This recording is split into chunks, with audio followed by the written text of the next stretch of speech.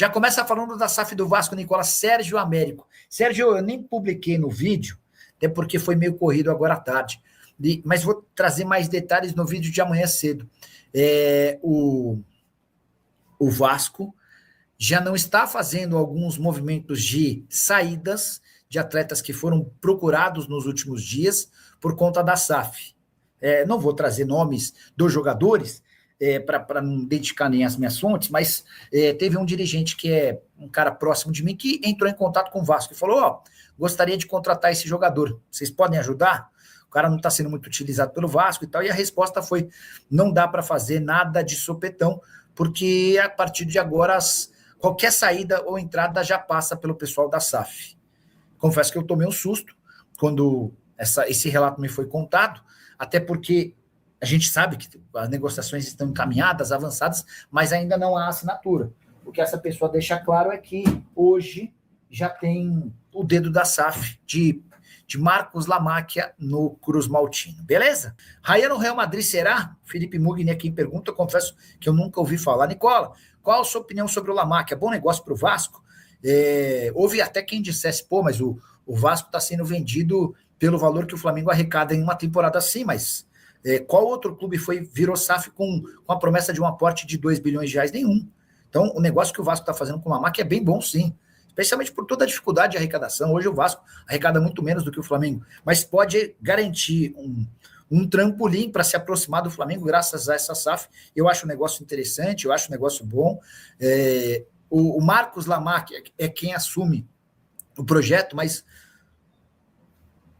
o grande interessado desde o começo sempre foi o pai dele, o Zé Roberto Lamáquia.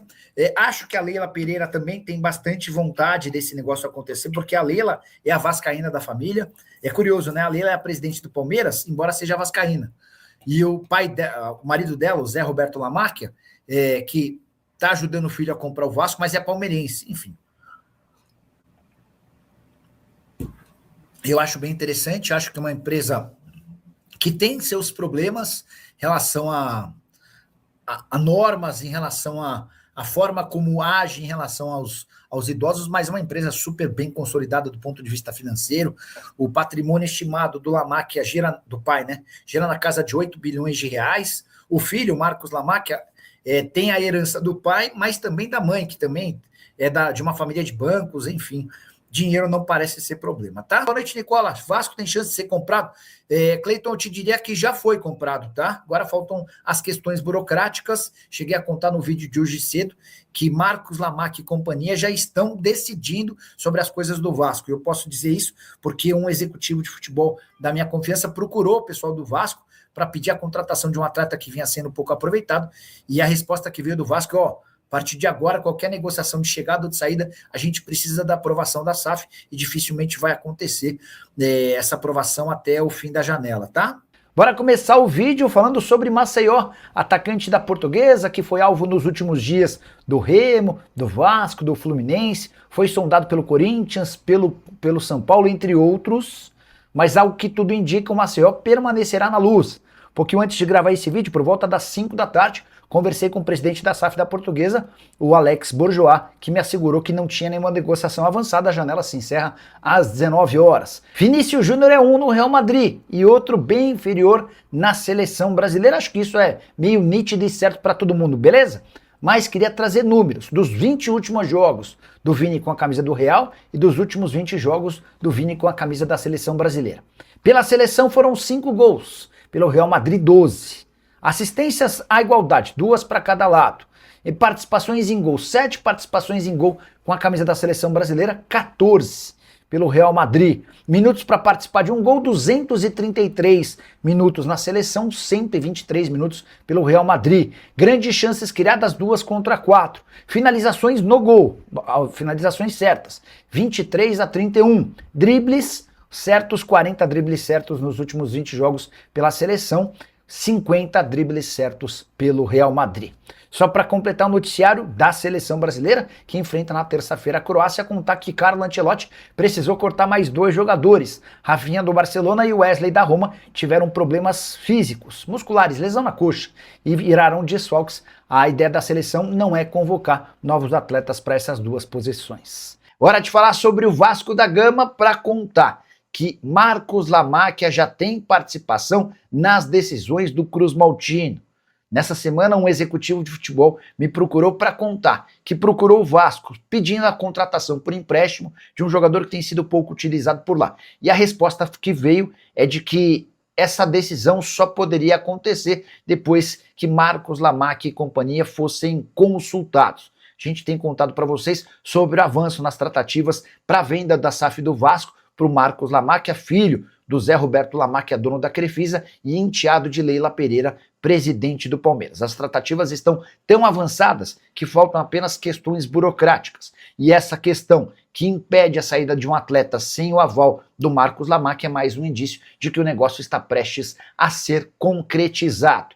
Lamáquia que promete colocar 2 bilhões de reais nos próximos 10 anos, pagamentos de dívida e investimentos no futebol, dá uma média de 200 milhões de reais de aporte por temporada. A saideira sobre o Cruz Maltino. O Vasco nessa semana buscou informações na Lusa sobre René e Maceió, atacantes que tiveram destaque durante o Campeonato Paulista. Renato Gaúcho tem batido na tecla de que há necessidade de o Vasco buscar mais reforços para ter um elenco mais encorpado, dessa maneira para poder brigar por coisas importantes ao longo da temporada. Assim que eu tiver qualquer notícia sobre René e Maceió no Vasco, volto para contar para vocês, beleza? Scarpa no Vasco, Nicola Wagner, boa lembrança que você me dá aqui, ó, sobre o Scarpa. O Scarpa tem contrato até dezembro de 27 com o Atlético.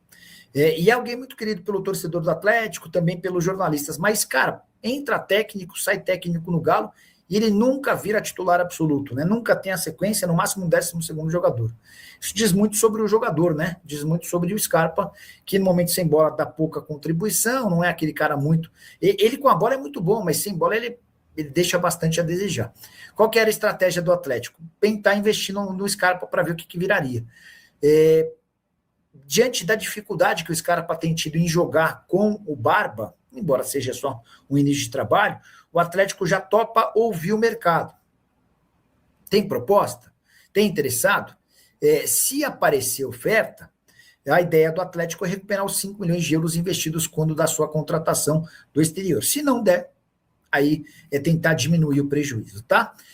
A gente abriu a live com 2 perguntas, né? Uma sobre Lucas Moura na Arábia Saudita e a outra sobre a possibilidade de o Assad ser contratado pelo Galo. Tinha mandado mensagem para uma pessoa do departamento de futebol, a pessoa falou, Nicola, vou ficar te devendo, não tenho muita informação. E aí fui para uma pessoa mais importante na ordem hierárquica do Galo, né? E perguntei, essa especulação forte do Assad é informação furada? A resposta foi assim, ó. A torcida foi convencida de que ele é o novo Almada, jogador jovem de potencial, mas que ainda não está 100% pronto para o nível exigido no futebol brasileiro. Mas, dado a idade, ele pode sim vir a ser um atleta de bom desempenho. A negociação foi aberta em janeiro e o jogador gostou muito do projeto. Então, a chegada dele mais para frente não está descartada, tá? Vale a lembrança de que a contratação de atletas que atuam no exterior a janela para esse tipo de contratação está fechada desde 3 de março. Os únicos reforços que ainda podem mudar de time, ainda podem ser contratados no Brasil, são reforços que disputaram campeonatos estaduais. Vou citar, por exemplo, o caso do Maceió. Jogadores que vêm do exterior somente a partir da metade do ano, tá?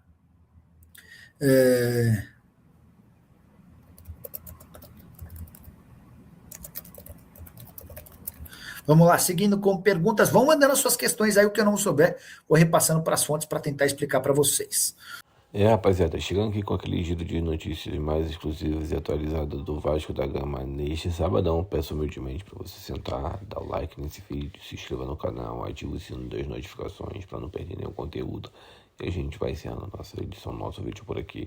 Um grande abraço para você e até o próximo vídeo. Fui.